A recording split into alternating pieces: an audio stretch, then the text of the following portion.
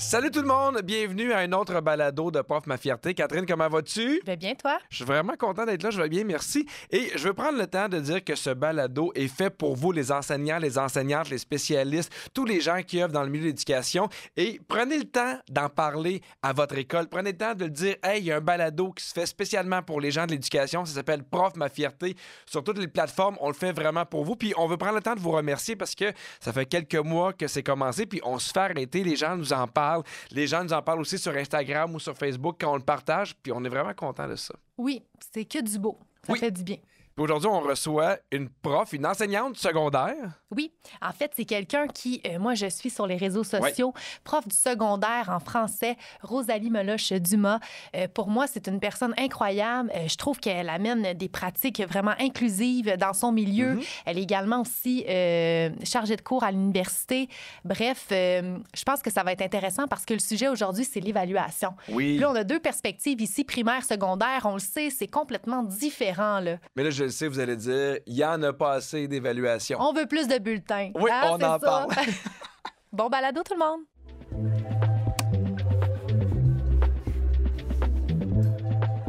Rosalie, oui. Merci beaucoup d'être là, très content. Puis en plus, c'est particulier parce que tu vas bientôt accoucher. Oui, super. Là, pas pendant l'épisode, là, je l'espère, mais super. Tout peut arriver. Puis en plus, tu es en déménagement. Bref, c'est comme une période où ça brasse beaucoup dans ta vie. Merci beaucoup d'être là. On l'apprécie énormément. Ça me fait plaisir. Aujourd'hui, on va parler d'évaluation. Mais juste avant, je veux que tu nous dresses un peu un portrait de où tu enseignes, qu'est-ce que tu fais, quelle matière, quel niveau, parce que tu enseignes également à l'université. Raconte-nous tout ça. Moi, j'ai de formation, je suis enseignante de français au secondaire. J'ai enseigné à tous les niveaux, mais surtout au deuxième cycle, en quatrième secondaire. Ouais. J'enseigne dans une école privée de la Couronne-Nord. J'ai aussi fait une maîtrise en didactique du français, donc j'ai des charges de cours à l'Université de Montréal, surtout en didactique de l'oral, didactique des textes courants. Mais là, je suis en congé de maternité depuis un petit moment, là, mais c'est ça, le parcours, ouais. Puis c'est drôle parce que, tu sais, moi, quand Catherine m'a annoncé qu'elle s'en allait en 6e année, parce qu'au début, Catherine, tu cherchais un peu, pas ta clientèle, c'est pas le bon type, mais avec quel genre d'élèves tu avais envie. Puis tu me disais, moi, je pense que c'est les plus vieux, puis je me rappelle d'avoir fait J'étais un peu sous le choc parce que je le sais à quel point la différence d'évaluation puis de correction entre la 6e année puis la première année est quand même importante. Ouais. Mais là, toi, tu arrives dans un moment où au secondaire, en français, c'est pas, il n'y a pas de choix de réponse, là. C'est sportif. C'est sportif. C'est parce vraiment que quelque chose. Je vois Catherine, quand elle corrige chez ses productions écrites, c'est ce qu'elle corrige de plus gros, souvent avec les réseaux de mathématiques. Mais toi, tu as ça avec plusieurs élèves. 4 groupes de 35-36 élèves. Quand même. Fait qu'on parle de 140 élèves. Oui, à peu près. Moi, j'enseigne la didactique des mathématiques. Non, mais c'est rapide ton calcul quand même. Ben oui, merci. Oui. Moi, j'écoute ça, je me dis, wow, il est bon. Mais en effet, la charge, elle est grande, elle est énorme là, de ton côté. Mais on revient, c'est souvent tu sais, le cheval de bataille des profs de français au secondaire. Bien, il y a de la correction dans toutes les matières, mais c'est vraiment... on va en parler probablement, mais tu sais, quand on a à produire 3 bulletins, où il faut avoir évalué l'écriture aussi, dans la majorité des cas, il y a certaines écoles où à la première étape, ils n'évaluent pas l'écriture, mais puis on peut pas évaluer un seul texte puis fournir une note, là. Donc, pour nos 140 élèves, ça prend plusieurs textes traces qui sont corrigés, plusieurs traces. Qu'on en fait à la maison, puis parce que c'est pour nos élèves, tu sais, on peut pas se dire, on lance pas les copies par terre puis on donne une note au hasard, là. Des fois, on aimerait ça. Mais moi, j'ai une question par rapport à ça, là, parce que tu dis, tu sais, on doit avoir plusieurs traces. Des fois, j'ai l'impression qu'à cause de la correction, on n'a pas le choix d'avoir des traces plutôt que d'enseigner des affaires. Est-ce que je me trompe? Parce que je me demande, c'est quoi l'équilibre entre, hey, je dois les accompagner, les faire évoluer et je dois avoir des traces écrites parce que j'ai 2, 3 bulletins, une première communication. T'en es où là-dedans? C'est quoi l'équilibre que tu fais? Bien, il n'y a pas d'équilibre, c'est ça le problème. Parce que pour être capable de produire une note rapidement là, au début de l'année scolaire, bien, il faut avoir enseigné un genre de texte, il faut avoir enseigné des notions, il faut que les élèves aient fait l'évaluation. Et nous, il faut avoir planifié dans notre temps la correction. On ne peut pas corriger ça en 3 jours. 140 copies. Donc, il n'y a pas d'équilibre parce que, justement, il faut produire rapidement une note. Puis ça fait en sorte que l'évaluation, elle n'est plus au service de l'élève, elle est au service du bulletin, en quelque sorte. Mais les élèves apprennent rien de ça. Là. Ils n'ont pas le temps d'assimiler quelque chose, puis après... Puis c'est fâchant parce que, tu sais, on passe je sais pas combien d'heures à corriger, puis finalement... Des fois, on a l'impression que ça sert à rien parce que c'est pas cette rétroaction-là qui est efficace pour eux, tu sais. Ouais. Je suis totalement d'accord. Tu sais, nous, au primaire, c'est sûr que la réalité est différente, du sens que, on peut avoir de 18 à 26 élèves dans nos classes. Bon, déjà là.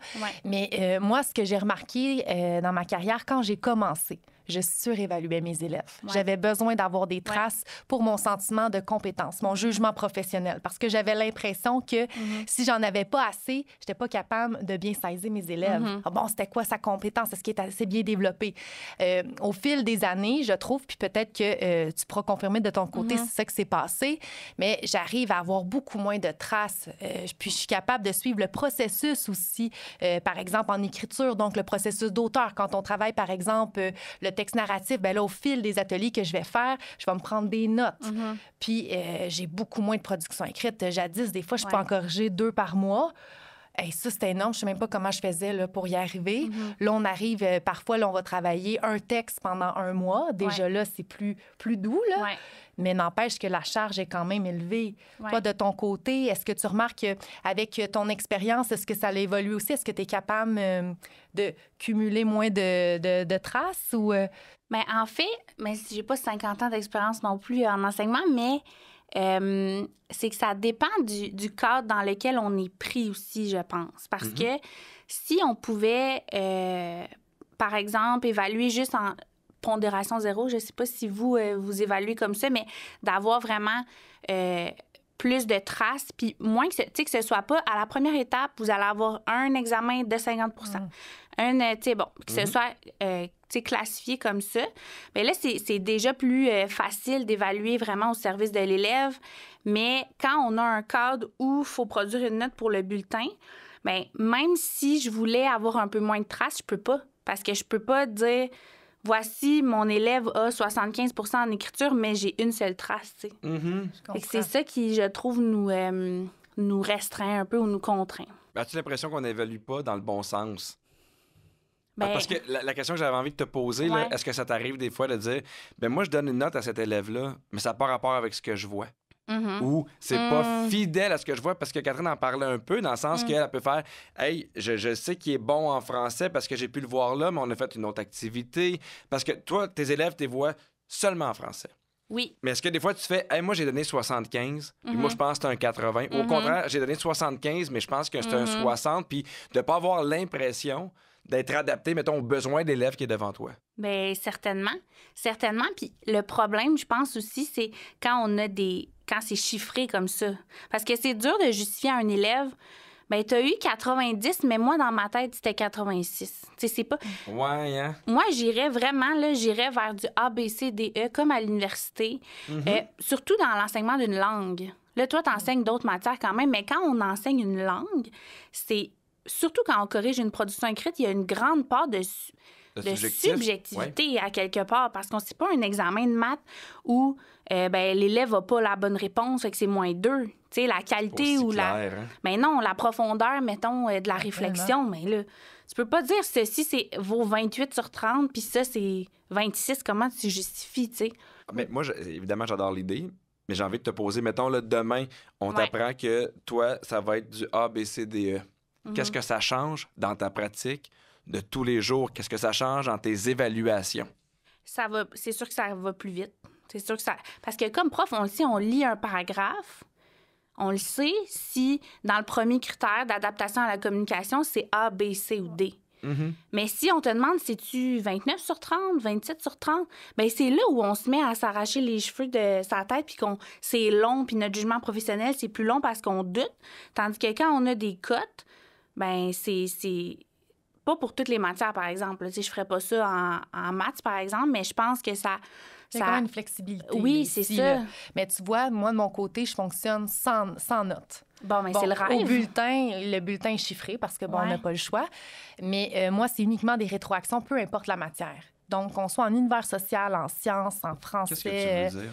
Ce que je veux dire, dans le fond, c'est que j'ai une grille qualitative. Fait que j'ai mon A, mon B, mon C, mon D, mon E, mais tout est décrit. Donc, des fois, ben, ça peut se promener entre un B puis un C, mais on va aller vraiment surligner dans la grille en quoi correspond, c'est quoi les éléments que l'élève a développés correctement ou avec difficulté. Puis moi, ce que ça a changé comme discours auprès de mes élèves, c'est vraiment de dire, au lieu de me dire, hey, est-ce que ça compte? Si on entendait ça vraiment, oui, là, est-ce que ça compte? C'est plutôt de, hey, je sais qu'est-ce qu'il faut que j'améliore. Là. Ah, là, Madame Catherine là, me dit là, que là, je devais, en écriture, des fois, j'ai trop d'idées. Il faut que j'essaie vraiment là, de les filtrer davantage. Là. Bon, on va savoir davantage parce que des fois, j'aime ça. Moi, aux parents, en rencontre de parents début d'année, je donne l'image du vélo. Quand on apprend à faire du vélo à un enfant à 2 roues, ben c'est rare qu'on va dire, hey, là, toi, là, en ce moment, tu as 56 là. Mais qu'est-ce que ça veut dire, ça, 56 Fait que je leur dis, par contre, si vous dites à votre enfant, faut mettre les 2 mains sur le guidon, tes fesses, tu peux les lever des fois un peu du siège. Ton pied sur la pédale, ben c'est beaucoup plus concret. Ouais. Et là, l'enfant va être capable d'appliquer. Fait que c'est un peu ce principe-là que j'essaie de reproduire dans ma classe parce que l'élève, que je dise qui vaut 56 70 90 ça leur dit absolument rien aux élèves. Ben non, à part se mettre la pression, je trouve.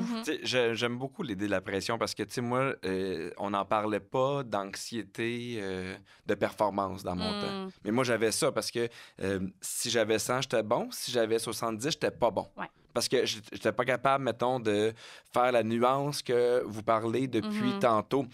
Est-ce que je me trompe ou si on amenait, mettons, des lettres ou une autre façon d'évaluer avec des pointages, on amènerait encore plus de plaisir dans une matière que moi, je trouvais aride. Parce que je me rappelle, là, au secondaire, je suis tombé sur une prof qui s'appelle Lynn Pellerin, que j'adorais, qui nous enseignait avec passion. C'était comme, trouver des idées, c'est ce que je veux lire. Écrivez des affaires que vous aimez. Puis j'étais pas dans, n'oubliez pas votre conjugaison. Si... Ça, tu sais, j'ai eu aussi à l'école de l'humour un prof qui m'a appris l'amour du français, mais le plaisir était là, mais on n'était pas dans... Faut que j'aille 90. Ouais. C'était pas ça. Est-ce que tu penses que ça changerait de quoi dans ton plaisir d'enseigner et dans le plaisir de tes élèves? C'est sûr. Assurément, parce que surtout, je pense, j'aime pas ce mot-là, mais avec la clientèle qui est devant moi, mais c'est des élèves qui si ils n'ont pas 90, souvent, là, c'est la catastrophe, un cauchemar. Mais ça... Moi, mon rêve, c'est une classe où tu présentes un projet puis il n'y a personne qui demande si ça compte ou pas. Les élèves, là, quand il y a... Faudrait que... Mais là, ça, c'est un grand chantier, mais faudrait que les élèves comprennent qu'à chaque fois qu'ils mettent le pied dans notre classe, ils ont une occasion de nous montrer qu'ils comprennent la matière. Donc, ils savent que peu importe ce qu'on fait, un exercice, une discussion, une lecture interactive, qu'à chaque fois qu'on est en travail... qui font des exercices, qui participent, ben il y a probablement une trace ou il y a quelque chose qu'on va garder de ça. Sinon, ben les élèves sont super passifs puis sont actifs quand il y a un blocage horaire de 3 heures puis là, ils ont un examen. Fait que je pense que je me rappelle plus c'était quoi la question de départ, mais... Le plaisir dans l'enseignement. Oui, c'est ça. Ouais. C'est ça ben, c'est parce que le plaisir que nous, on a à enseigner, c'est le plaisir que les élèves ont aussi à être dans notre classe, tu sais. Puis quand on est pris, puis on est pris dans nos pondérations puis dans notre évaluation, mais les élèves, surtout en français, là, des fois, c'est... Je pense qu'on a un bassin d'élèves qui rentrent un peu à reculons, qui est peut-être plus grand que dans d'autres matières, là, mettons. Ouais. Mais tu sais, il faut aller les chercher aussi. Hein. Je trouve que le français, peut-être que je me trompe, mais moi, je vais avec mon vécu. Tu ressors souvent cette matière-là en voyant dans quoi t'es pas bon. Tu vois pas ce que t'as bâti. Tu sais, je fais parce que on a des enfants primaires, puis on leur demande comment ça a été de dicter 3 erreurs. C'est la première affaire, puis je me rappelle, c'est la même mentalité que j'avais en français. Quel est mon nombre d'erreurs? Puis moi, je m'en fous tellement. Du sens que quand les enfants non, mais je le sais, mais je trouve que des fois, on oublie l'aspect plaisir. Puis, mais je pense que c'est dans le vocabulaire. D'abord, tu sais, moi, mes élèves, j'ai changé mes mots. Quand on parle, par exemple, d'écriture, je m'adresse à des auteurs, à des autrices. Quand on est en lecture, je m'adresse à des lecteurs et des lectrices. Moi, je veux pas former des lecteurs scolaires. Je veux former des lecteurs pour la vie. Fait que déjà, ce changement de vocabulaire-là, je trouve que ça fait une différence chez les élèves parce qu'ils sont considérés, se sentent vus, entendus, reconnus. Puis, ça m'amène à parler des pratiques inclusives. Tu sais, tantôt, tu t'en glissais un petit peu un mot en disant... Hey, c'est important, je pense, de varier notre approche pour aller accrocher justement ces élèves-là. Puis notamment, bon, là, tu sais, des fois, j'ai tendance à penser à univers social. Des fois, on dit, hey, univers social, bon, oui, c'est des connaissances, mais y a-t-il une autre façon d'évaluer que juste de passer un questionnaire? Tu sais, je pense à des profs à mon école qui font un lab-book, les élèves doivent faire un travail de recherche. C'est stimulant, là, je trouve, ce genre de pratique-là, puis ça va vraiment aller toucher les élèves, notamment qui ont des troubles d'apprentissage aussi. Puis c'est sûr que j'ai une pensée pour Agnès quand on parle d'enfants ayant des difficultés. Fait qu'au même titre, j'ai l'impression qu'en écriture, en lecture, que ça soit primaire ou secondaire, je pense que c'est important d'essayer d'aller faire des fois différent, autrement, même si je peux comprendre que la tâche peut être un petit peu colossale, notamment au secondaire, étant donné que vous en avez 135, 140 parfois, là, mais... Oui, mais de varier nos dispositifs d'évaluation, c'est prouver que c'est bénéfique pour l'élève et ça peut nous permettre de gagner du temps aussi. Mais comment, mettons, dans ta classe de français, tu vas varier ces trucs-là? Parce que, tu sais, moi, j'ai encore la vieille idée de il y a eu tant de fautes, j'ai besoin de tant de mots, j'ai besoin de sujets amenés, déposés, divisés. Tu comprends? Sujet déposé? Moi, j'avais ça, sujet déposé, divisé, puis je sais pas quoi, là, mais ça fait... C'est peut-être pas le bon terme. C'est peut-être dans l'ancien... Oui, ça doit être dans l'ancien. Là, ça fait quand même longtemps. Je me rappelle de cette introduction-là, mais comment tu fais pour varier tes trucs? Il y a 1000 façons de varier. En écriture, t'es pas obligé d'évaluer toujours le texte au complet. Tu peux dire à l'élève, moi, tu l'écris au complet, mais je vais évaluer seulement l'introduction. Nous, on a 5 critères en français au secondaire, mais on peut leur dire, cette fois-ci, j'évalue seulement le premier critère. Puis le premier critère, c'est, mettons, je te demande d'écrire un texte argumentatif. Est-ce que tu as écrit un texte argumentatif? En gros, là, mettons. Fait que là, on n'est pas dans les erreurs. On s'en fout des fautes, c'est ça. Puis moi, je fais souvent ça parce que les élèves ont l'impression... Tu sais, les erreurs, là, c'est seulement critères 4 et 5. Oui. OK? Donc, grammaire, syntaxe, ponctuation, etc. Mais tu peux être un excellent scripteur puis faire plein de fautes. De français, de grammaire, tu sais, mais tu peux être capable de développer ton idée, tu peux être super cohérente, puis écrire un texte que moi, j'ai eu du plaisir à lire comme prof, puis avoir perdu tes 20 points en syntaxe, mettons, ou en grammaire.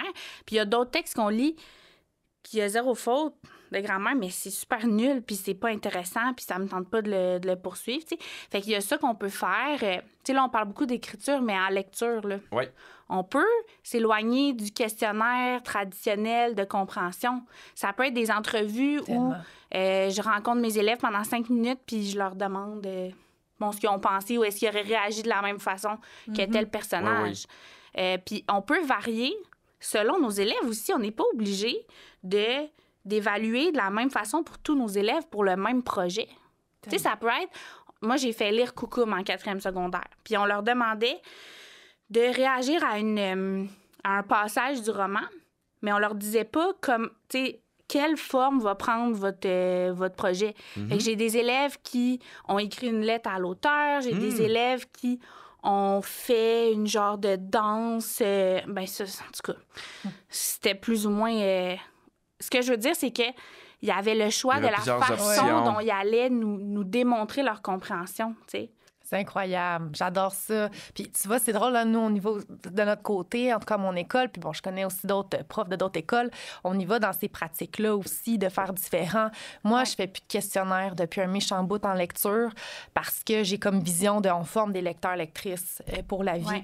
Puis j'aime vraiment ça parce que c'est de les entendre échanger. Puis bien sûr, il y a les stratégies qu'on leur enseigne, comment on fait pour échanger, de quoi on peut discuter. Puis là, on est avec nos tableaux d'ancrage pour leur apprendre. Puis assez que, à ce temps-ci de l'année, je peux, si j'ai à m'absenter, je peux laisser un cercle de lecture à mon suppléant. Puis mes élèves vont échanger autour d'un livre, tu sais, que ça soit des albums, que ça soit des romans. Qu'est-ce qu'on peut dire? Puis c'est tellement beau les entendre parler de leur lecture. Puis en même temps, quand on tombe dans l'évaluation par après, bien, j'ai pas besoin de tout évaluer. Comme des fois, ça va m'arriver, par exemple, on en a fait une récemment, puis c'était l'interprétation. C'était une question d'interprétation, puis c'était tout. Ouais. Puis des fois, on va aller varier avec autre chose aussi. Je pense que cette flexibilité-là dans l'évaluation est merveilleuse. Puis ça permet de ne pas surcharger les élèves parce que, tu sais, je pense notamment aux épreuves ministérielles. Mais c'est ça ma question. Qui surcharge les élèves. C'était ça aussi. C'est archaïque aussi. Non, mais... Tu continues? Non, mais est-ce que les élèves sont surchargés? Parce qu'on en parlait de... Hey, il faut... Parce que moi, là, depuis tantôt qu'on parle, puis je suis présentement au Triolet dans ma classe en secondaire 4 avec Lynn Pellerin, puis j'ai plein d'émotions en même temps. J'ai plein d'émotions de... Hey, j'aime lire, mais des fois, on m'apporte pour la première fois des livres que j'avais pas vus avant. On ridiculise pas qu'est-ce que j'ai envie de lire. Tu sais, tout est important. Je peux parler des choses que j'aime. On écrit des fois des histoires juste pour des histoires. J'ai comme l'impression que je vis pour la première fois l'amour du français parce que j'ai l'impression de ne pas être puni. À chaque fois que je me trompe. C'est ce que j'ai le feeling des fois en français. Fait que quand on parle de surcharge, c'est le feeling que j'ai des fois. Puis la question que j'ai envie de te poser depuis tantôt, est-ce que des fois tu fais des projets juste pour le plaisir, sans rien évaluer, puis c'est quoi la différence? C'est vraiment une bonne question. On n'en fait pas beaucoup parce qu'on n'a pas le temps. Ah, oui. Mais, je comprends. Mais en même temps, si on prend la compétence à lire, on a 5 œuvres à présenter à nos élèves dans une année. OK? Mais c'est sûr qu'il y a une de ces œuvres-là où tu peux décider d'avoir un projet qui est plus ludique, qui est différent. Mais en même temps, moi, ça me dérange quand on parle de ça parce que j'ai l'impression que c'est impossible de conjuguer un projet, justement, qui est un peu différent, qui est ludique, et la rigueur que ça demande pour évaluer les stratégies de lecture, puis tout ça. Mais je pense que si on varie nos pratiques évaluatives, mais on devrait être capable de présenter des romans, des albums, des BD, peu importe, puis des projets qui plaisent à nos élèves et en même temps qui vont nous permettre de les évaluer parce que c'est comme si l'évaluation rime tout le temps avec envie de vomir pour nos élèves. Mais des fois, là, tu sais, quand on fait des entrevues de lecture, les élèves, ils haïssent pas ça tant que ça. Là, ils ont l'impression de jaser avec nous du roman comme on fait, nous, dans la vraie vie quand on lit un roman, puis après qu'on en parle. Fait que plus on se rapproche d'une pratique authentique là, dans la vraie vie, de ce qu'on va lire dans la vraie vie, de comment on va écrire dans la vraie vie, bien, les élèves ont moins l'impression d'être assis là, pendant la période, puis là, il faut qu'ils répondent à toutes les questions, puis là, c'est stressant. Ça devrait pas être ça, dans le fond. Non, je suis d'accord avec toi. Puis je pense que c'est possible de faire vivre les projets. En tout cas, moi, je fonctionne beaucoup par projet. Là, puis c'est ludique. Puis c'est là qu'on passe nos stratégies. Puis après ça, on apprend. Puis éventuellement, oui, des fois, à la fin du projet, il va y avoir des évaluations. Mais je pense que c'est important d'aller allumer la flamme chez les élèves, autant en écriture, en lecture. Je pense en écriture, c'est les élèves qui choisissent leur sujet. Toujours. Moi, je n'impose plus de sujet. On n'a pas besoin de faire ça. Non. Puis le fait de partir de leur intérêt, c'est tellement merveilleux. Moi, je lis des textes. Ma foi, des fois, je les partage à Pierre. Genre, mon Dieu, regarde ce qu'ils m'ont écrit sur les roches et minéraux. Je pensais même pas que c'était possible. J'ai appris plein de choses. Parle du livre de Ricardo. Je trouve que c'est un exemple qui m'a frappé. Une élève dans un texte informatif. Ouais. C'est ça, parce qu'elle parlait, un texte informatif sur la cuisine, puis tout ça, puis un de ses paragraphes me parlait de Ricardo. Okay. Elle a décidé de parler des chefs cuisinières, qui étaient... Qui avait un livre de recettes. Elle avait un livre de recettes, exactement. Puis là, elle décrivait ce livre, elle donnait des informations sur Ricardo en tant que tel. Puis en 6e année. En 6e année, là. C'est incroyable, tu sais. Puis c'était le texte informatif était vraiment génial, là. Mais ça débordait sur d'autres choses aussi. Oui, exactement. Mais c'est correct aussi. Non, mais ils ont fait après ça avec sa mère ou sa grand-mère. Ils ont papoté, ils l'ont apporté en classe. Mais moi, je trouve que c'est quand tu touches... En fait, parce que là, je pense que c'est le bon temps de parler des examens du ministère parce que c'est exactement le contraire qui arrive. Voici votre sujet, voici ça, vomissez-moi de quoi, on va corriger les erreurs. À quel point les examens du ministère sont pertinents dans ce que tu vois? Mais c'est parce que ça s'éloigne de ce qu'on fait, de ce pourquoi on travaille toute l'année. Je pense que moi, j'évalue pas on n'a pas d'épreuves ministérielles en 4e secondaire en français, mais ce que j'entends, c'est que on a beau vouloir avoir une façon d'évaluer qui sied mieux à l'élève, puis qui sert son apprentissage, sauf qu'on a tout le temps l'examen du ministère au mois de mai, par exemple, pour lesquels il faut préparer nos élèves parce que si les élèves échouent cet examen-là, mais ils sont... ça va pas bien, là, tu sais. Des répercussions. Ben, il y aurait des répercussions graves, là, surtout en 5e secondaire. Même si on voulait changer notre façon d'évaluer l'écriture le reste de l'année, mais c'est parce qu'il faut que les élèves soient habitués à être évalués de cette façon-là pour être capables de faire cet examen-là puis de le réussir. Fait que je pense que c'est ça qui est fâchant, c'est que ça brime beaucoup d'enseignants, d'enseignantes dans leur façon d'évaluer parce qu'ils n'ont pas le choix de passer je sais pas combien de mois à préparer leurs élèves pour ces épreuves-là. Super aride, super impersonnel. Ben, en tout cas, moi, là, je veux juste dire qu'en rencontre de parents, je le dis vraiment, là, moi, je suis très tranchante. Moi, je prépare pas vos enfants pour les épreuves ministérielles. Bon. Je les prépare pour bien terminer leur 6e année. C'est ça, mon rôle. Ouais. Les épreuves ministérielles, pour moi, c'est quelque chose de secondaire en 6e année qui va venir, valider certaines choses. Mais encore là, nous, la quantité, là, les 6e années sont exposées, ma foi, à... Il y en a combien? Ben, écoute, il y a deux lectures, une écriture. Après ça, il y a 3 tâches d'application en mathématiques, une résoudre, un questionnaire. Dans en l'espace de ça, 7 j'allais jours. dire, c'est quoi, en 2 semaines, ça? C'est en 2 semaines. Puis honnêtement, là, on faisait le portrait. Là, je pense que moi, cette quantité-là, je fais même pas ça en 1 mois avec mes élèves. Ça n'a pas de bon sens. Ça n'a aucun sens. Je pense que c'est pire au primaire. Ben, en tout cas, de ce que 6e tu année, me dis, la là. charge là, est vraiment grosse avec nos superbes 2 jours de jours de correction, là, ma foi. Là. Tu as 2 jours pour corriger Ah, tout je ça? suis chanceuse. Parce que mais vous corrigez les épreuves. On corrige, oui, exactement. OK. Aussi, ça, la charge est très grande. Puis, tu sais, les élèves, on les motive à chaque matin avec des petites surprises ici et là Ouais. pour les encourager, les motiver. Puis, en fonction, des fois aussi de la pondération, moi, je vais dire à mes élèves, là, on est de retour à 20 %, mais j'ai une phrase que je leur dis, hey, 8 fois sur 10, c'est mon jugement le plus important. Fait que, tu sais, ça, tu vois, mais moi, je suis déstressée, on dirait. ben, on a vraiment à peine, je leur Ouais. dis, c'est moi là, qui va, ben, là, pas vous juger, là, mais qui va vous évaluer Ouais, de ouais. façon générale pendant votre année scolaire. Puis on enlève la pression. Puis moi, les questionnaires, là, on n'en fait pas là, au courant de l'année. Je vais leur montrer à quoi ça ressemble. Mais mes élèves réussissent très bien parce que je les ai formés pour lire, Ouais. pour le plaisir aussi. Là. Fait que on va les exposer, on va leur montrer. Puis souvent, le texte en écriture, c'est un texte d'opinion, une lettre. Bon, je vais dire ça, puis cette année, ça sera pas ça, là, mais en tout cas, habituellement, c'est ça. Puis mes élèves vont me dire, là, c'est la première réaction quand je leur parle, ils vont dire, ben là, c'est pas un texte d'opinion. Il nous dit quoi écrire. Il nous dit c'est quoi Hey, tout c'est qu'est-ce fou, qu'il faut ça. faire. Je fais, ben, vous avez raison, les élèves, ce n'est pas un texte d'opinion, ça, quand on nous dit quoi faire. Hein, c'est pas ça qu'on a appris. Oui. Ben, Mais moi, est-ce que je- ça... Ouais, Vas-y. Non, mais est-ce que ça démontre? Parce que tu dis, on fait jamais de questionnaire, mais ils sont quand même capables de réussir à la fin. Ben, bien sûr. Mais Fait que la méthode est bonne. Ben là, ça veut dire que la méthode est bonne. Ça veut dire que même si on n'utilise plus des questionnaires traditionnels en lecture, mais ça veut pas dire que nos élèves apprennent pas les stratégies. Totalement. C'est ça que je pense que certains profs ont encore l'idée préconçue que quand on est dans des affaires plus ludiques pour le plaisir, ben les élèves apprennent pas comment réagir, interpréter, Mais etc. c'est Mais c'est pas vrai. tellement pertinent ce que tu dis, Rosalie. Merci, Non, mais Pierre. c'est vrai. Ça me fait plaisir. Ça me rejoint, puis tu sais, parce que j'entends aussi beaucoup Catherine, puis je le vois, son amour pour l'éducation, puis il y a encore cette mentalité-là que quand on est dans le plaisir, il n'y a pas de rigueur, que quand on est dans le plaisir, on n'apprend pas, que quand on est dans le plaisir, puis que on a l'impression qu'on n'a pas de cadre. Je trouve que c'est totalement bien dit à quel point c'est archaïque, tu sais. Parce que Mais, moi, ouais. chaque fois j'ai appris des affaires, c'est parce que j'avais des profs qui faisaient en sorte que je comprenais pas où ils m'amenaient. Ouais. Je comprenais pas ce qu'ils faisaient. Je voyais pas Ouais. leur évaluation. Non. Je n'étais pas en train d'écrire. Je me rappelle trop bien de me dire OK, ben il faut un intro, un développement, une conclusion, combien tu as de mots. Je comprends ce que tu cherches. Je comprends ce que tu veux. Puis d'autres profs qui me font on va faire telle affaire, puis qui ont évalué des affaires sans que je m'en rende compte. Là.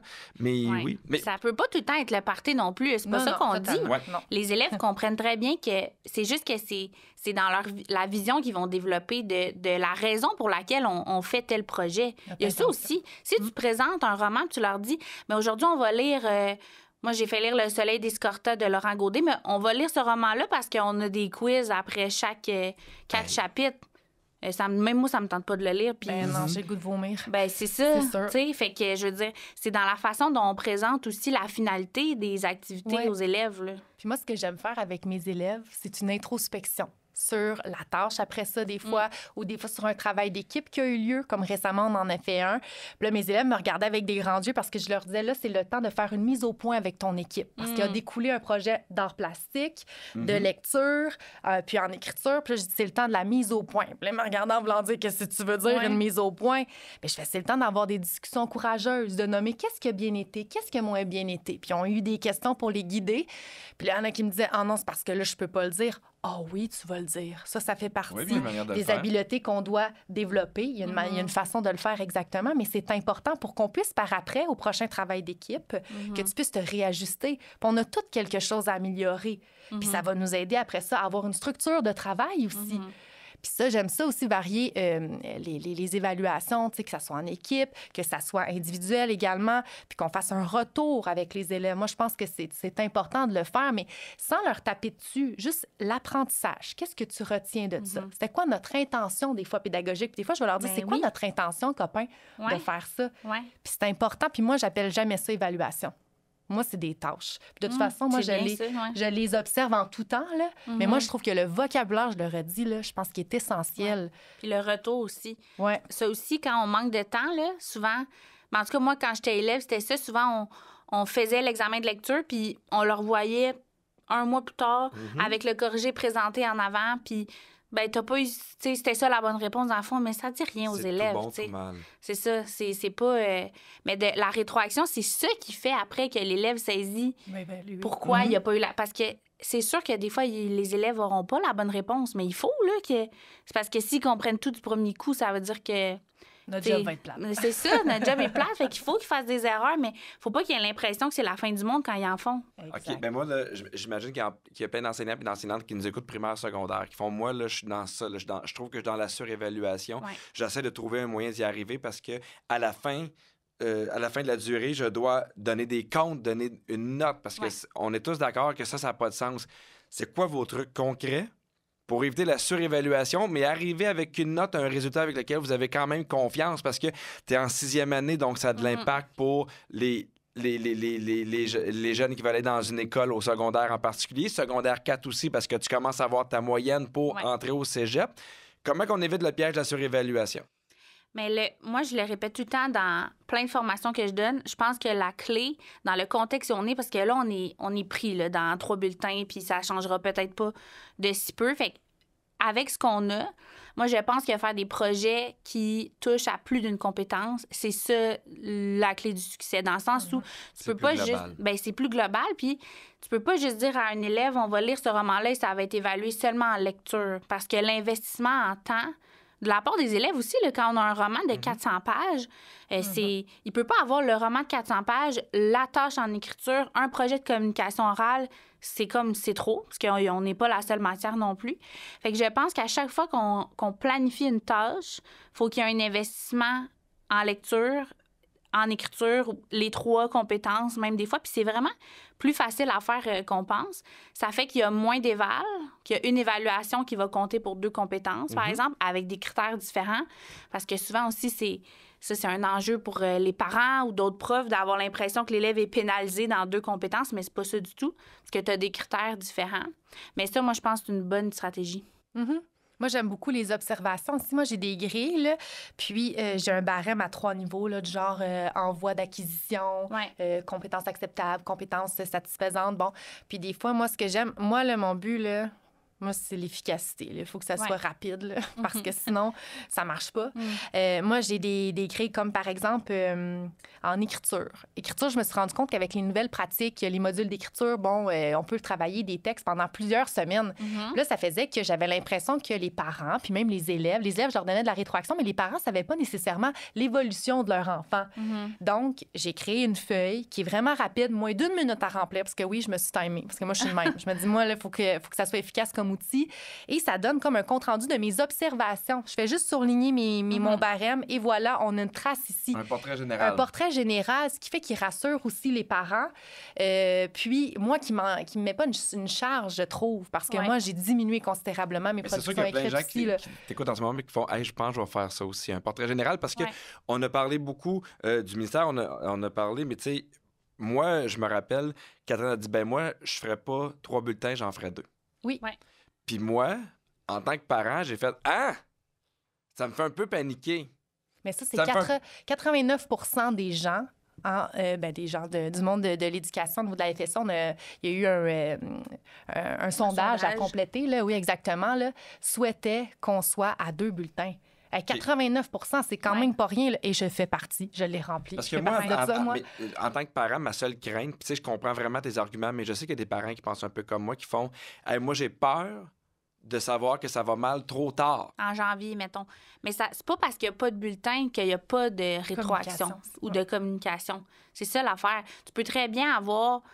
il pourrait y avoir sur le portail, peu importe celui qu'on utilise, un...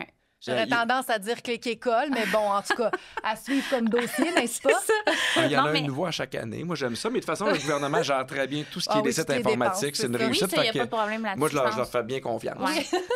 mais c'est important là, qu'ils surveillent bien les profs, mais les sites informatiques, on n'a pas besoin de commission gouvernementale. Ben, moi, en tout cas, je surveillerais leur erreur aussi sur leur site, mais ça, c'est une autre histoire aussi. Mais même sans portail, il y a moyen de, avec ta fiche que tu remplis, de montrer aux parents, ben voici votre enfant dans telle matière, mais c'est tel élément qui cloche, puis on travaille là-dessus. C'est pas... le parent n'a pas besoin d'avoir 50 évaluations avec des notes chiffrées pour savoir où est situé son enfant. Là, mais si mon enfant, mettons, je fais « Hey, il y a 55 », la première étape, j'ai l'impression qu'il y a moins de chances de se rattraper. Au contraire, ça dépend de la pondération aussi. Tu sais, là, on parle... Là, en ce moment, la pondération, c'est 20-60. Là, on parle à 2 bulletins d'en venir à 40 le premier bulletin, puis 60 le second. Donc, ça serait réparti de cette façon-là. Je sais qu'il est pour parler également de conserver la première communication, parce que le but, c'est pas de laisser tomber les élèves, c'est de pas les surévaluer, qu'ils ne deviennent pas en surcharge cognitive à chaque fois qu'il y a des tâches. Fait que, tu sais, je trouve que cet aspect-là de se permettre de se déposer... Souvent, là, on commence en septembre. Comme là, l'année prochaine, on commence le 2 septembre. Les bulletins sont à mi-novembre. Tu te dis, ouch! Ça roule en tabarouette. Là. Puis moi, je veux pas les évaluer dès le mois de septembre. Des fois, on oublie que 48 heures avant, ils sont en train de boire leur 7-Up dans leur piscine. Tu sais, maintenant, je me dis, il faut trouver un équilibre. Puis c'est pour ça que dans les observations, dans les entretiens, autant en mathématiques, en écriture, en lecture, il y a tellement maintenant plusieurs façons de varier puis que ça soit pas constamment papier-crayon. On est capable de le voir autrement. Puis tu sais, un élève, là, à un moment donné, là, tu sais, un élève qu'on sait là, qu'en mathématiques, là, il y a de grandes difficultés. J'ai-tu besoin de se faire passer une seconde tâche pour me prouver qu'il est encore en difficulté? À la limite, des fois, ça peut juste être un petit bilan express. Dire, hey, fais juste me compléter ça, voir. Ouais, juste valider. Parle-moi donc de cette notion-là. Qu'est-ce que tu comprends? On est capable d'aller valider plutôt que de refaire une autre tâche, de se surcharger de correction aussi. Je pense qu'il faut apprendre à faire la part des choses. Puis surtout, je pense que comme prof, à se faire confiance, à dire, hey, je le connais, mon élève. Puis je pense que l'équipe aussi est importante de s'entourer en tout cas dans notre niveau, dans notre cycle. J'imagine que c'est comme ça aussi de ton côté, mais de pouvoir s'épauler puis des fois d'aller demander conseil aussi. C'est sûr. C'est sûr. Puis, de se faire confiance, mais c'est sûr, quand on est jeune prof, tu sais, la tâche est tellement colossale, on dirait que c'est rassurant d'avoir un questionnaire à la fin du... C'est vraiment rassurant parce qu'on a l'impression qu'on n'est pas capable d'évaluer. Mais là, ça renvoie à la façon dont on enseigne l'évaluation aussi dans les programmes universitaires. C'est un autre paire de manches.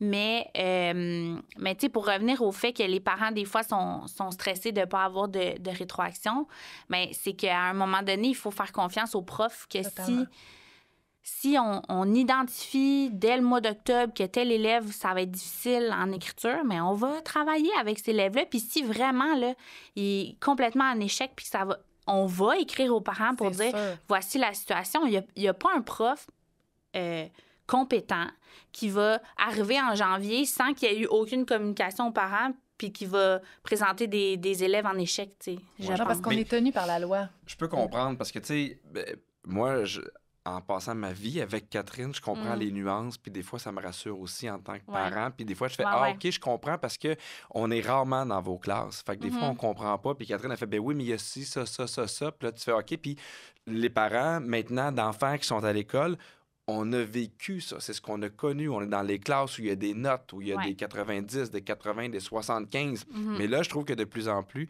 avec les parents, l'anxiété est là pour les enfants parce qu'il y a des écoles avec des profils particuliers. Ouais. Il y a des écoles privées. Tu veux que, tu sais, avant, moi, il y avait régulier, enrichi, puis Ouais. un peu, ouais, avec ceux qui avaient un peu plus de difficultés. Fait que tu as l'impression que tu veux vite caser les jeunes. Puis, tu sais, Ouais. moi, il y a un exemple qui m'a frappé à un moment donné. Je me rappelle, il y a quelqu'un qui avait été voir Catherine, puis il challengeait une note en art plastique. Ouais. Puis là, Je comprenais puis pas on dirait, pourquoi c'était 78,5. puis là, j'ai compris. Ouais. J'ai fait, mais tu sais, dans ma tête, j'étais comme, on s'en sac, là. Ouais. Tu sais, je comprends, 40, tu fais, hey, je suis pas sûr, mais tu sais, 75 en art plastique. Mais juste un parent qui j'ai juste challenge, là, mais c'est quoi le mot en français qui argumente là, pour une note. Juste ça, c'est un reflet de la société dans laquelle on vit et c'est un problème en éducation parce que est-ce que c'est aussi fréquent, mettons, un parent d'un petit patient qui va challenger le chirurgien pour dire « T'as coupé de telle façon? C'était-tu ça la bonne façon de faire? » Oui, ou, oui, oui, oui. Tu sais, t'as pas ça, là. Pourquoi il y a des... C'est parce que les parents sont tellement stressés de la performance de leur enfant puis de sa réussite parce qu'on est aussi dans un système... Tu sais, moi, j'en parle même si j'enseigne au privé, mais je sais très bien que notre système à 3 vitesses est un problème. Quand tu parles de 3 vitesses, tu parles de quelle Ben, vitesse? je parle j'allais dire une blague, Public. là, c'est ça. Public à Public, profil. c'est privé. ça, exact. Fait que, puis c'est comme si les parents, une fois que que l'enfant est rendu au privé, ah ben là, faut qu'il réussisse les standards, puis quand il est en 6e année, ben là, c'est le gros stress des parents qui veulent absolument que leur enfant aille au privé pour plein de raisons qui peuvent être très valides et légitimes ou dans un programme particulier, peu importe. Mais je pense qu'il y a beaucoup de problèmes aussi en évaluation qui viennent de tout simplement la société de performance dans laquelle on est. Oui, tu sais. oui. On peut-tu avoir des enfants ordinaires aussi, des enfants qui ont 75 puis qui sont bien contents parce qu'ils ont compris. Oui, puis ils Mais- sont heureux de Ils sont venir à heureux puis ils ont eu l'école. du fun. Ouais, Oui. mais là, c'est un combat quotidien. Ben, pas quotidien, mais avec Alfred et Agnès, là. Tu sais, Ouais. Alfred, lui, je me vois beaucoup dans Alfred. Puis il fait, Oui. là, j'ai pas été bon, j'ai fait 3 erreurs. Puis là, je fais, hey, Alfred, il y a personne qui fait une dictée pour pas avoir d'erreurs. On essaye, là, Ouais. vraiment, puis on sent pas cette pression-là de leur prof, mais pas du Non. tout. Elle est C'est pas eux. là de nous. Mais tu sais, je pense qu'il y a de quoi d'ambiant dans la société où on fait, hey, ça n'a pas de sens que Mais tu te définis par une note à Ouais. un âge si tôt. ben, c'est pour ça que je pense que comme professionnel de l'éducation, c'est de dire, mettons, en rencontre de parents, là, moi, je suis très transparente avec Ouais. mes parents, là, puis je vais leur dire que là, moi, l'important pour votre enfant, c'est qu'il soit heureux dans ma classe. Moi, je vise son épanouissement qui se développe de façon efficiente. Je veux dire, là, les notes, on va tasser ça pour le moment.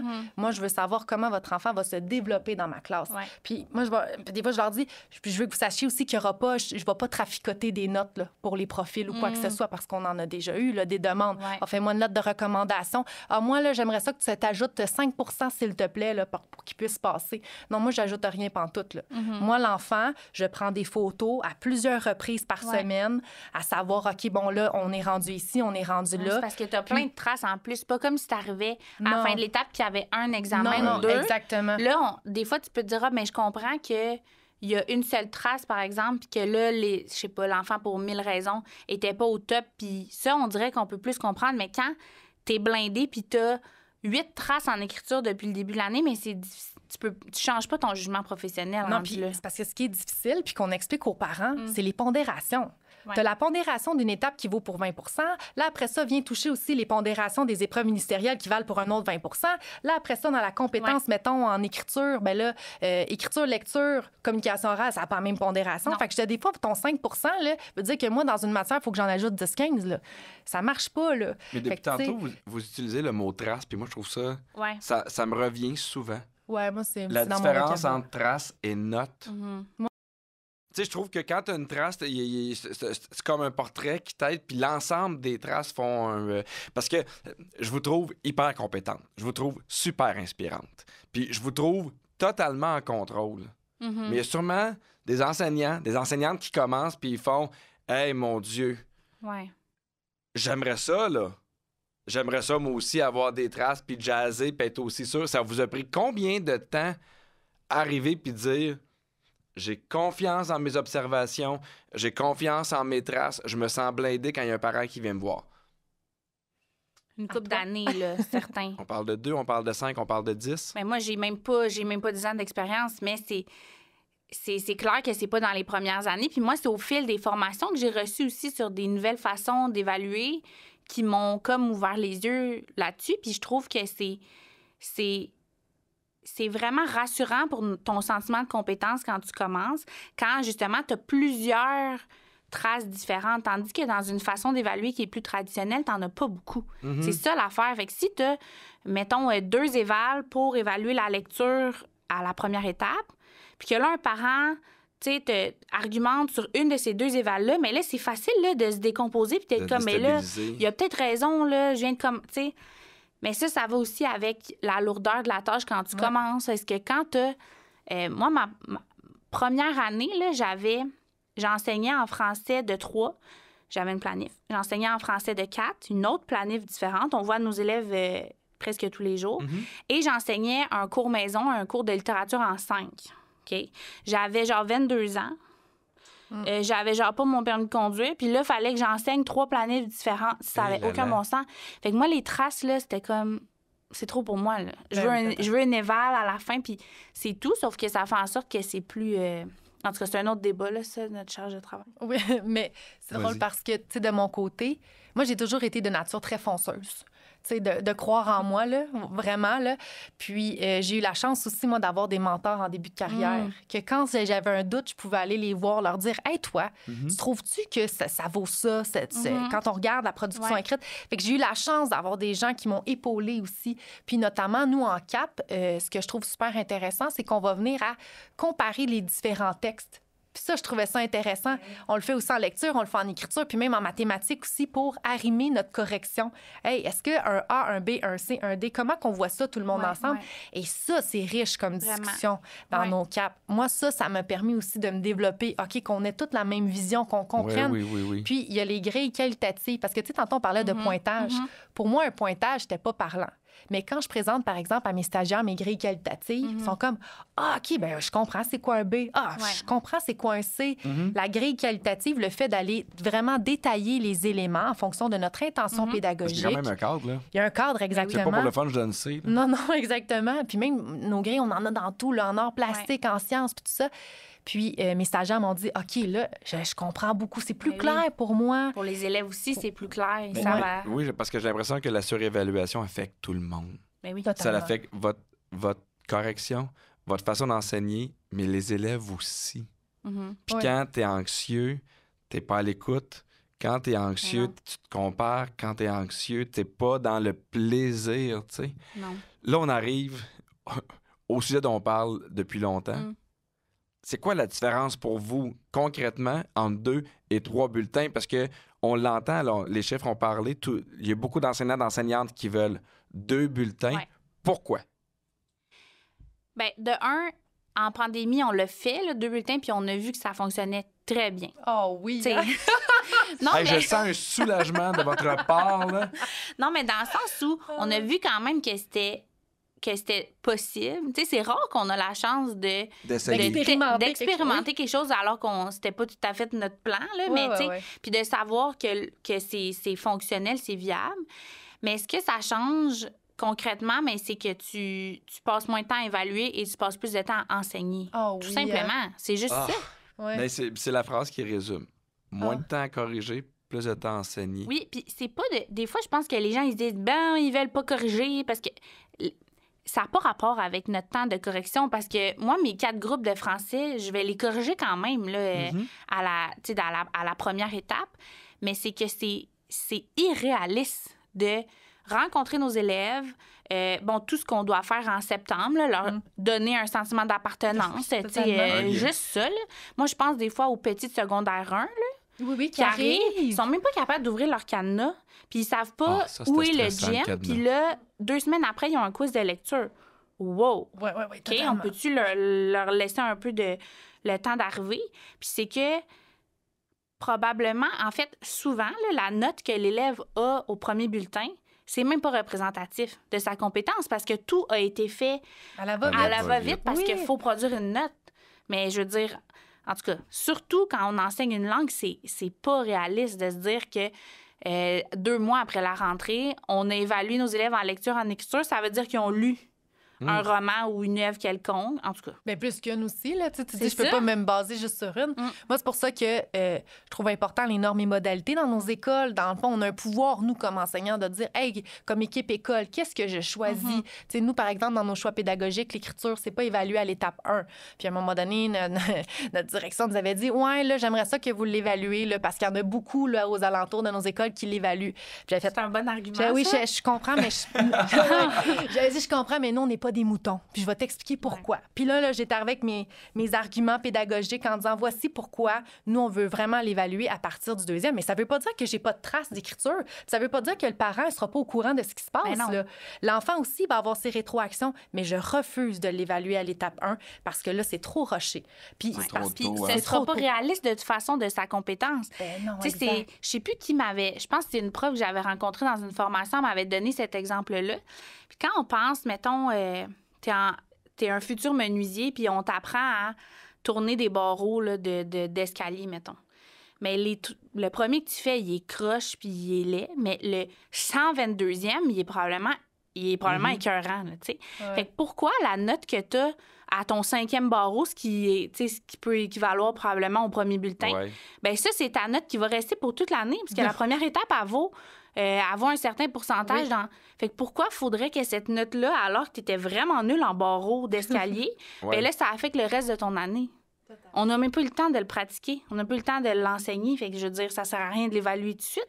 C'est pour ça que le 2 bulletins permettrait justement Exact, de faire des barreaux. de faire des barreaux Ben, comme c'est du ça. monde. Hein, Mais d'en 2 faire une bulletins, mais je pense centaine. qu'il y a beaucoup de parents aussi qui ignorent que 2 bulletins, mais il y a quand même une première communication. C'est ça, c'est vrai Oui. qu'il faut le rappeler. Parce que moi, là, j'étais avec Catherine, puis ça m'a pris du temps à comprendre c'est quoi la différence d'une première communication et un bulletin. Hey, c'est parce que ça, en ce moment, c'est lourd. Là, du sens que la première communication, là, c'est Ouais. comme mi-octobre, là, Ouais. 17 octobre, quelque chose comme ça qu'il faut le Ouais. rendre. Puis après ça, tu as les bulletins, tes rencontres un mois après. Ouais. Moi, là, ça me tue, là, parce que je me dis, c'est trop. Là. La première communication, je comprends qu'elle est essentielle en ce moment, Ouais. mais là, première communication, bulletin, là, les deux pour moi, là, en ce Non. moment, là, Fait que tu C'est un dirais des deux. Il faudrait que le premier bulletin, entre guillemets, ce soit une simple communication. première Exactement. communication puis 2 bulletins. Exact. Puis pourquoi le gouvernement veut pas? Savez-vous c'est quoi? ben, j'aimerais vraiment ça le rencontrer, là, c'est sûr, là, Bernard, là, pour Ouais, pouvoir on peut jaser lui un petit demander. peu. On peut lui demander. Hein? Il y a probablement Il y a peut-être des choses aussi que nous, comme un des mortels, on ne sait pas non plus. Mais c'est sûr que nous, par contre, on est sur le terrain. Ça, je pense que ça peut faire Ouais. une différence. Fait que le fait d'en parler à des profs, parce que moi, je suis pas ma soeur. Puis c'est sûr Puis que aux j'ai plein parents. d'amis profs, mais des parents aussi, ce que j'entends, c'est hey, nous, on veut ça, là, les 2 bulletins. Là. C'est vraiment la majorité, je pense, des... Oui, je connais très peu de personnes qui disent ah non, moi, 3 bulletins, c'est parfait, j'aime ça corriger. non. En tout cas. Moi, je me rappelle juste que sur mes bulletins, il était marqué un commentaire, beaucoup de bavardage. Ouais. Puis ça, c'était 3 fois par année. Hein. Ouais, Même c'est qu'avant, il y avait 4 Je bulletins. le Hein. sais. Moi, J'ai eu 4 non, bulletins. moi, j'ai vécu les 4 bulletins. Oh, Mais oui. 4 fois bavardage inutile. Non, non, non, non, non, pas inutile. Beaucoup de bavardage. Mais du bavardage utile, ça veut dire. Ça, c'était pas, Ça, c'était pas c'était- mentionné c'était dans le pas dit, commentaire. je Ok. crois que oui. Ah, ça devait être pertinent à Puis chaque maintenant, fois. j'aime à dire que ça paye mon hypothèque. Ouais, c'est ça. Mais Ouais. hey, c'était super intéressant. Merci beaucoup parce que je suis certain qu'il y a plein d'enseignants puis d'enseignantes qui font hey, moi aussi, des fois, je me sens débordé. Des fois, j'ai l'impression que aussi ça touche ma compétence. J'ai pas l'impression que je suis le prof que j'aimerais être. Fait que, tu sais, C'est on vrai, a parlé de traces, on a parlé de projets. Je pense que ça va changer pour beaucoup de gens qui vont faire hey, je vais essayer de telle affaire. Je reviens à l'équipe aussi. Parlez-vous de vos projets. Qu'est-ce qui peut arriver aussi? Faites-vous confiance. Bon, c'est des affaires qui sont pas évidentes à faire, là, mais je pense que ça fait écho à bien des gens. On finit toujours aux élèves avec un questionnaire D'accord. qui n'est pas toujours facile, des réponses, des questions en rafale.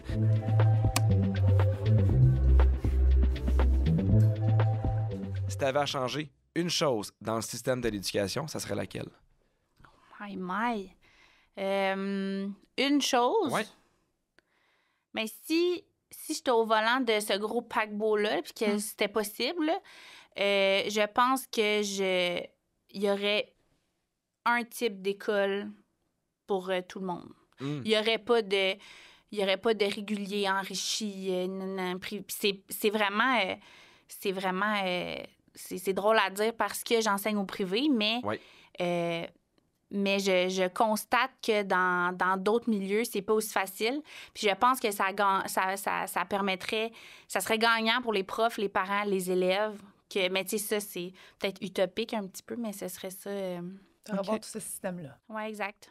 Au contraire, qu'est-ce que tu trouves que actuellement dans le milieu de l'éducation, ça va bien, puis tu fais ça, gardons cette voie-là? C'est bien qu'il y ait l'autre question aussi. Oui. Je trouve que ce qui va bien dans le système de l'éducation, c'est les profs, dans le sens où je trouve qu'on est vraiment bon.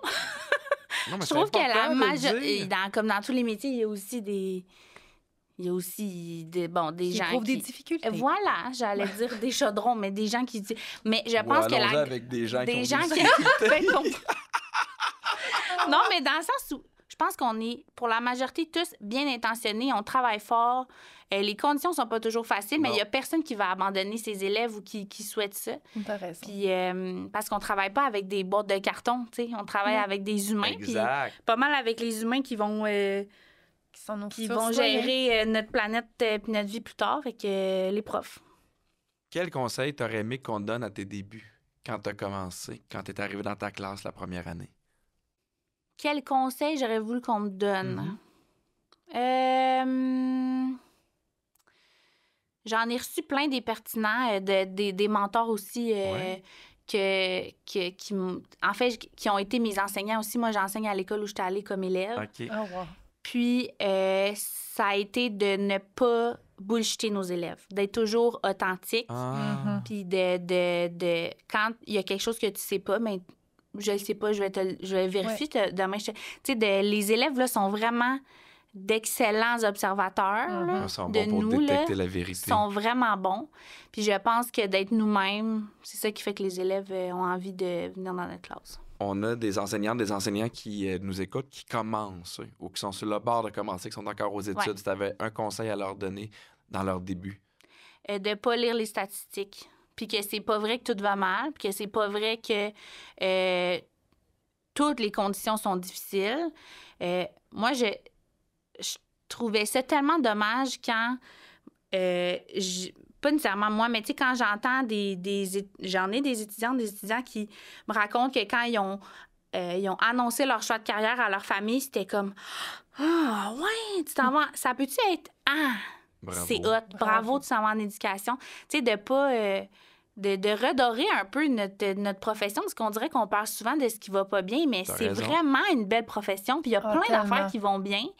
Puis on le sait que on continue à faire ça parce que c'est nos élèves, puis c'est leur, tu sais. Puis c'est rempli de victoires puis de petits miracles à chaque jour. C'est pas un long chemin de croix, là, une carrière en enseignement, là. Je veux dire, c'est ça. C'est le plus beau métier du monde. Mais non, mais t'as tellement raison. Ce discours-là, tu sais, faut parler du positif. Puis c'est drôle, avec mes étudiants, mes étudiantes, je leur dis la même affaire.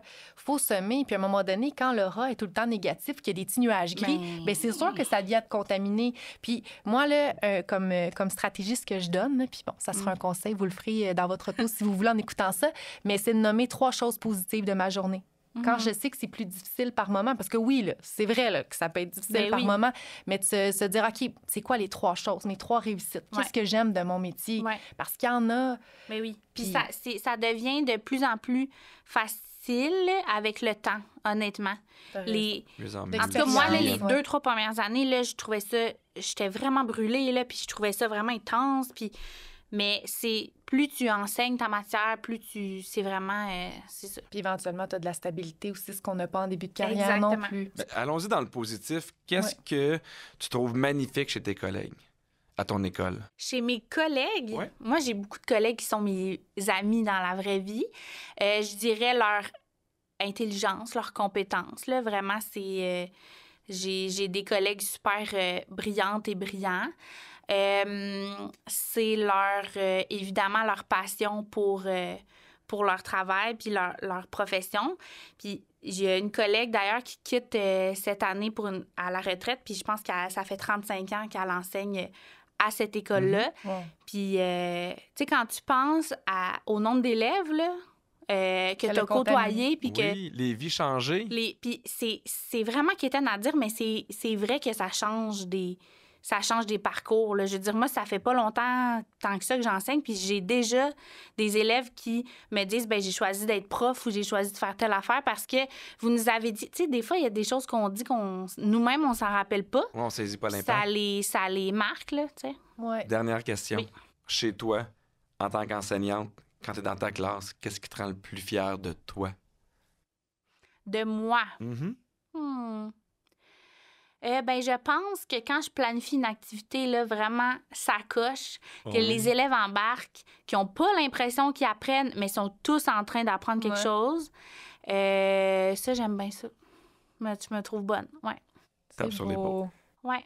Hey, Rosalie, ça fait un plaisir. Ben, partagez. Merci énormément. Là, C'est super. Je sors l'adresse parce que je l'oublie toujours, mais si jamais vous avez des commentaires, si vous voulez nous écrire des suggestions, il y a un courriel qui est profmafierté@commercial-fse.lacsq.org.